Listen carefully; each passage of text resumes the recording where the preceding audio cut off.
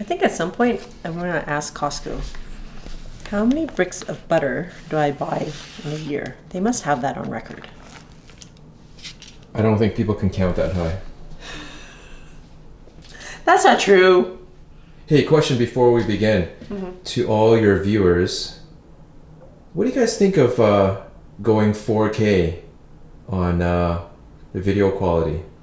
Let us know what you think for all you people who care and actually know what I'm talking about. Please comment below. Thanks. Now let's resume with the regular programming. We're doing something different today. I have been trying to figure out what to gift the teachers for Christmas this year. And usually I bake cookies. Last year I made them custard. They're called pot de creme. And so this year, I wasn't sure. So I came across a recipe, or a few recipes, and they're basically the same, for buttermints. And I remember eating buttermints when I was a kid. So I thought, oh, I love those. So I'm going to try making them, and hopefully they'll turn out okay. Go for it. All right. Okay, I'm trying to decide actually, should I double the batch or just make a full batch? Just one batch. One batch. Because one it could be like, if it doesn't turn out, it's double the badness. I know, but if it does turn out, then what? Then you make more. I don't have time to make more. All right. How bad can it be? Butter, sugar. It's super easy too. There's only like 4 ingredients in it. Right. Okay, so I have my KitchenAid here ready to go. I'm using half a cup of butter, unsalted.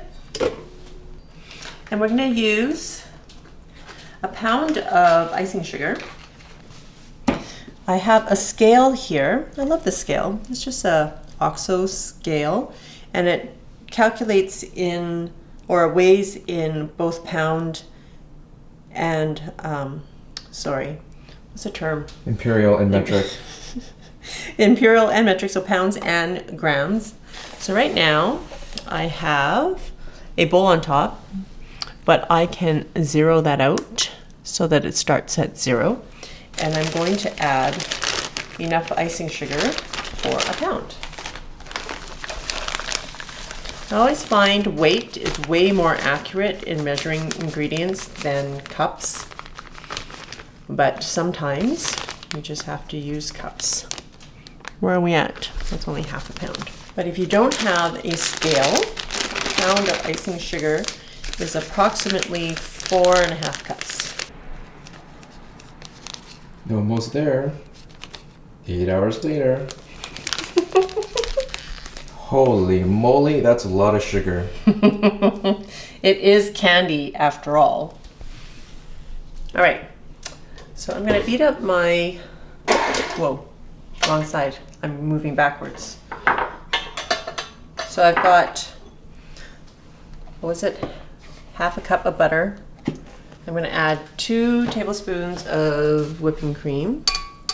You can use half and half.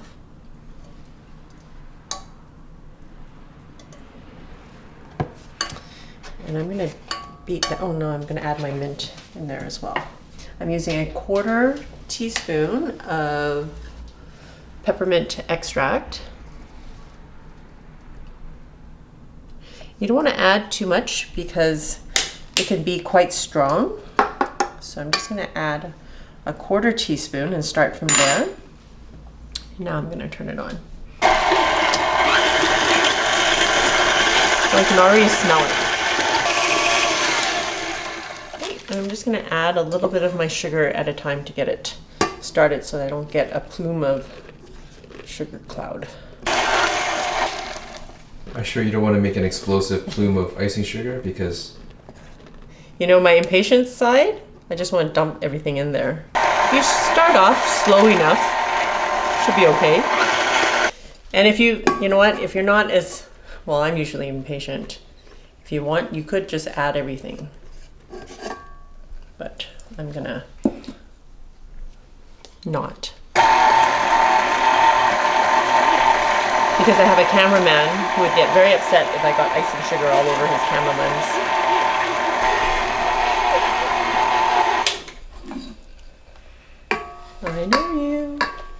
just get a new camera. Okay, sorry, cloud of smoke or sugar. Okay, I'm gonna add the rest of the sugar now. Go for it. So this is the texture that you want it to be. It's almost like a frosting, like a very dry frosting.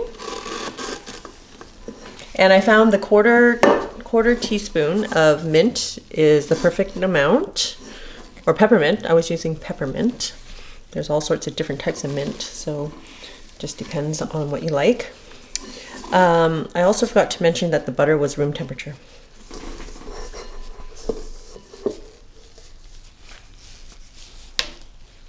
Hey, you don't have enough sugar going on here.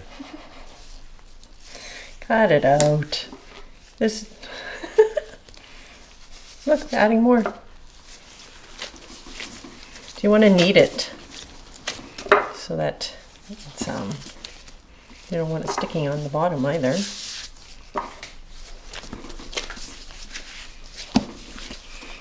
So I think what I'm going to do, whoops, see what happens?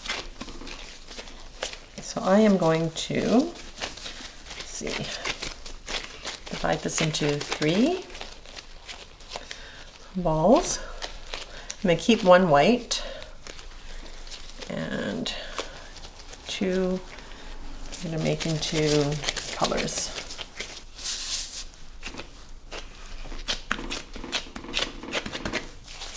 I have a teal, I think they're called gel. I'm going to take a toothpick and I'm going to make like little marbled, the candy is going to be marbled since I'm just using this from the cap. Okay, that's good.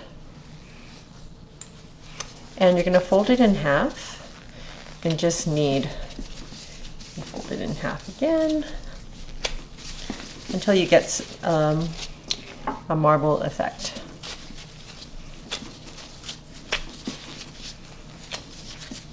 See, isn't that pretty? Ta-da! And then we're going to roll that into little ropes. And just keep adding sugar. And roll it into a long snake or a long rope. And then you're just going to cut them into little pieces of candy. You might want to start with a smaller piece. And you're going to cut them about 1/2 inch to 3/4 inch. Do you remember these mints now Nope. that you're seeing them? Nope. Really? Can't say that I have. And we're just going to let these dry for a day or so. I've seen anywhere from let them dry for 12 hours to 3 days. So I don't know what the best amount of time is. But they should be stored in the refrigerator once after the initial drying, so they'll last longer. They're so pretty, right? Yeah. Okay, I'm also making some pink ones. This is also gel food coloring. Well, the red didn't work out because I think I left the food coloring open or something, but it's all dried inside. So I'm just going to do this color, which is fine. So I'm doing these green ones and I'm just going to leave that one white. So it'll be a mix of green and white, and it'll be really pretty. And I'll show you what I'm doing with the jars to make it more festive. Look, I'm getting better at rolling these logs now. Now they're not snakes anymore or rope, they're logs. This is why I can't be in charge of cooking terms. Wow, look at you go so fast. I know, I'm getting better at this. You might want to consider a career in candy making. Yeah. All that comes to mind is the I Love Lucy episode where they're working the chocolate conveyor. Oh yeah. And she's stuffing her face with the extra chocolate because she can't keep up with the conveyor belt. I'm just putting them on this tray so that they would dry. You just want to make sure that they're not sticking to each other. And they can dry properly. Yay! Those buttermints I made a couple of days ago. I put them in the fridge after 24 hours of leaving out to air dry, and you just want them to be dry enough that you can transfer them and that they're individual mints and they're not stuck together. Okay, so I have a mason jar, not just a small one. I'm going to fill it with these buttermints, and these are going to be gifts for the teachers this year. And hopefully I've made enough. Okay, just put on the lid. I'm just using the canning labels that came with the jars, and I wrote homemade buttermints and store in the fridge. That will make it last longer. And the ink is still a little bit wet, so I'm just going to be careful not to smudge it. And then I'm just going to tie a ribbon around it. I guess if I had more time, I would do a little bit more, but I don't. The kids will make little cards. Ta-da! Very simple, easy, tie a bow around it. Kids are going to make little cards for their teachers, and they're delicious little mints, and they're thoughtful, and they're simple, and they're inexpensive to make. I don't know how much. It was like half a bag of sugar, a quarter cup of butter in your mason jars, a little bit of peppermint extract. What else did I put in there? A little bit of cream. That's it. And a lot of love. And a lot of love. But how do they taste? They're Flo? delicious. Shall I have one? You should, because I'm not gonna. Oh my goodness, they're so good. How would you describe Even them? my mom was walking by and she's like, what are these? And she started eating them. I'm like, wait, they're not even ready yet. She's like, oh, they're so good. I don't care if they're not ready. But they're not too sweet. They're just minty enough, and they just melt in your mouth. Delicious. If you like this video, please click like, and if you have any questions, comment below. If you don't subscribe to me yet, please subscribe and tell your friends and others about this channel, and because I really hope that you enjoy it. Find me on Patreon and support me through financial giving. And also I'm on Facebook and Instagram, so I'm kind of everywhere. Just find me, interact with me, connect with me. I'd love to hear from you. Till next time, be simple, ordinary, and joyful.